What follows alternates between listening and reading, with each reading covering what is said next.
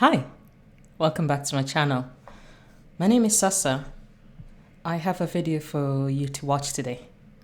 It's only about 10 minutes long. I was having a Twitter fight where someone called me Mjinga and that I'm a racist, race baiter, blah blah blah. Anyways, I found this video on YouTube and it's a historical video. It's about Rwanda in the 1930s. I'd like you to watch this video and come to your own conclusion about what kind of society this represented. You should know that in 25 years after this film is made, there's a revolution. It's a class revolution that's often smeared as the Hutu revolution.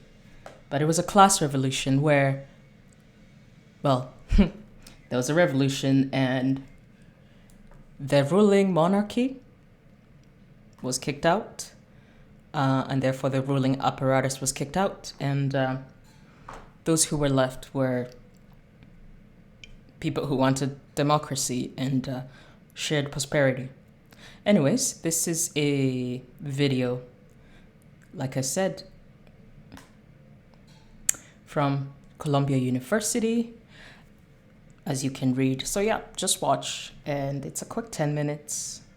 I hope you enjoy. Everything is kind of self-explanatory, so I won't really talk through it.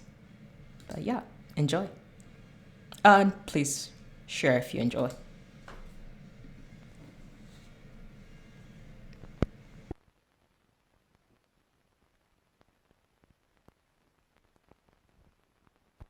More than 1,000 years ago, there came to the highlands of East Central Africa the Watutsi, a giant race who conquered the agricultural natives of the region now known as Rwanda. Today, still ruling over 2 million subjects who inhabit the rolling hills, the Watutsi live in neat houses of clay and thatched straw. The family of Prince Muikarago are preparing for breakfast. One of their many Wahutu servants has brought water with young palm leaves for hand towels. Other servants on containers of food prepared in the nearby kitchen. Food for the Wahutu farmers, peas, bananas, all in clean wooden containers ready for serving. Members of the family are seated behind a low clay platform which on occasion serves as a fireplace. The refined features of Prince Muikarago bespeak his noble lineage as he chats with his son, Prince Kanamugiri, while Princess Mukaratesi attends her little daughter.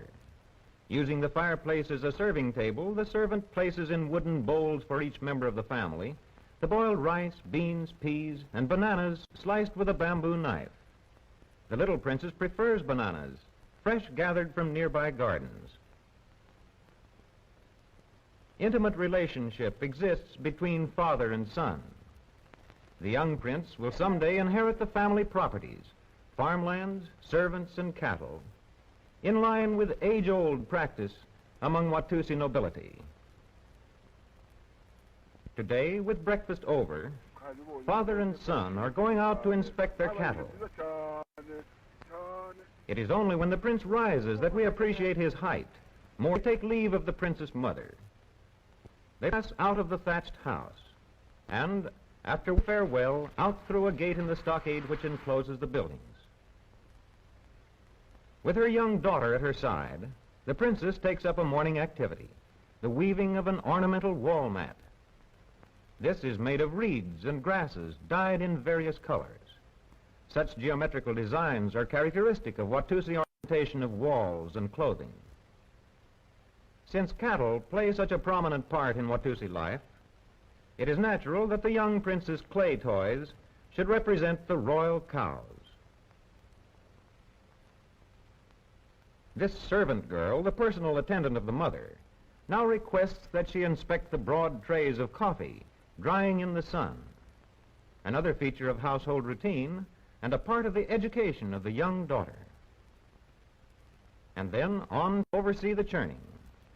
The Watutsi depend for their food chiefly upon dairy products, milk, curds, and butter. The churns are jugs of cleverly carved wood, scrupulously clean, and covered by cones of closely woven grasses. Meanwhile, Prince Muikarago and his son are inspecting one of the treasured royal herds. Cows with huge horns, often measuring 10 feet from tip to tip. The head herdsman has called attention to an ailing animal. The prince sends his son off to play with some comrades before he begins the incantations which are calculated to restore the cow to health. In company with other lads of the nobility, Prince Kanamogiri plays the game of Igoroso, much like backgammon, more familiar to us. This game is played only by members of the nobility.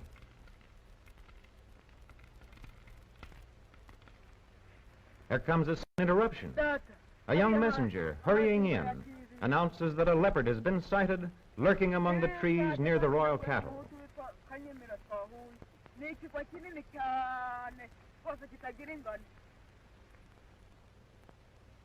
The father must be warned at once.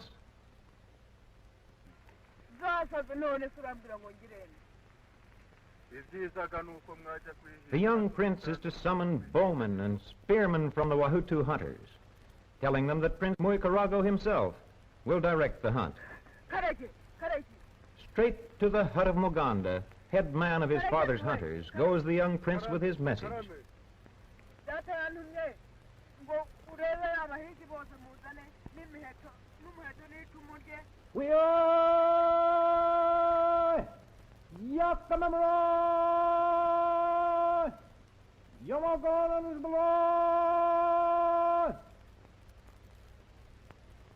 After the hunters have been summoned, the young prince returns to his mother, who gives him his dancing costume for a rehearsal with the royal pages.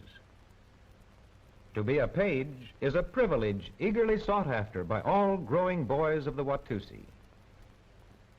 Meanwhile, replacing his father, who is busy with the hunt, he has another duty: to supervise the ceremonial dance of the Wahutu farmers, subjects of the Watutsi nobility. This dance occurs at planting time each year. High into the air go the crude hoes of the workers, who wear a ceremonial garb that represents the green foliage of growing crops.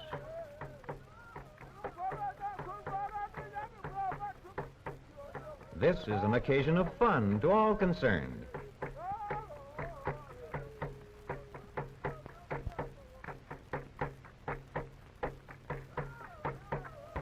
Now the young prince calls for the second stage of the ceremonial, with the dancers arranged in 2 long rows.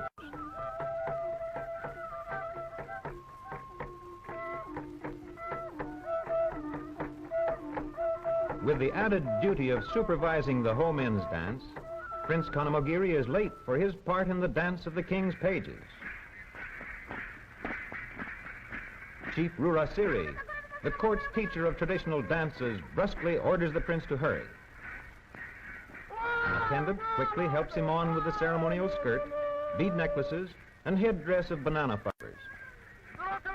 There is great competition for a place among the king's pages, who spend 4 years at the royal court.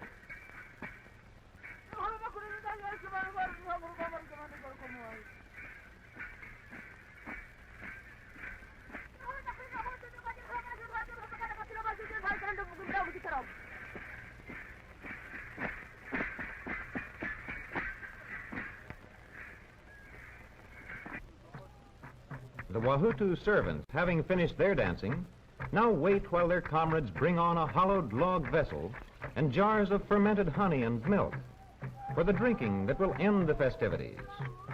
In his father's absence, the young prince must supervise this also, a duty for which the dancing master excuses him. The Wahutu have their own type of drinking straws, large hollow reeds which have been set all about the vessel of milk and honey. The young prince gives the signal.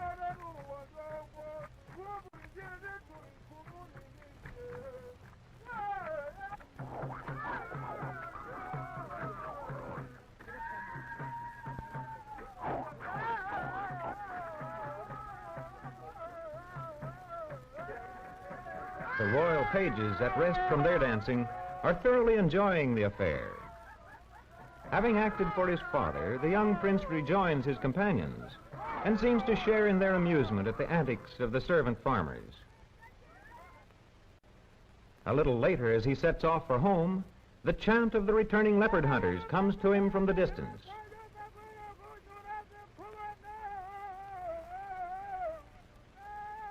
Eagerly, he looks to see whether the hunt has been successful. Then, dropping his ceremonial robes, he dashes off to join his father and the party.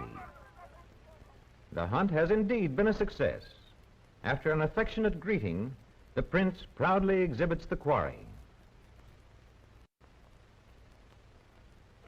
With delight, the young prince examines the dead leopard, no longer a menace to the precious herds. Finally, evening comes, and the day's routine is ended with the washing of the feet by a household servant.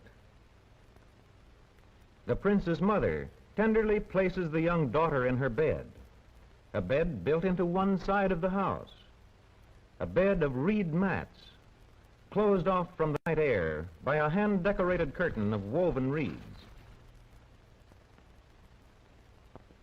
The young prince, too, is ready for rest upon his bed of mats after a fond good night from his mother. The light, dry reeds blazing on the clay hearth are carried out, and night falls upon the royal Watutsi household.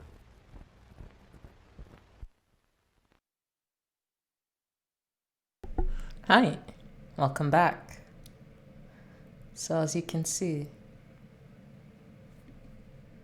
for some people, that the Watutsi servants no longer wanted to be servants, that is racism and ethnic hatred.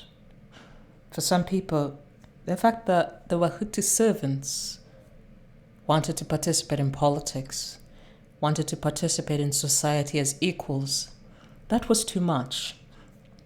And for these people, I imagine, the Haitian slave revolution or revolt was racism against white slave owners who were just doing business. You know, the Kenyan Mau Mau revolution against the white colonialists, that was racism against a small group of white farmers who just wanted to farm.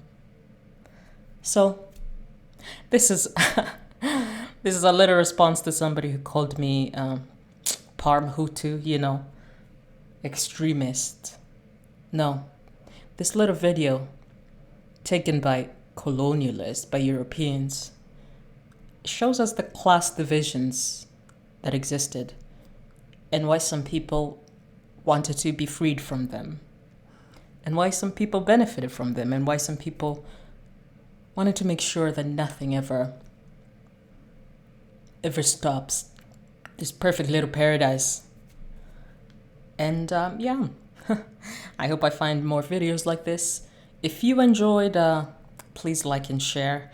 And again, just watch and come with your own conclusion about what you think that type of society was. No monarchy is perfect, but the idea that the Rwandan monarchy was loved by all, it's insulting. It is greatly insulting. We are not stupid. So, thank you for watching.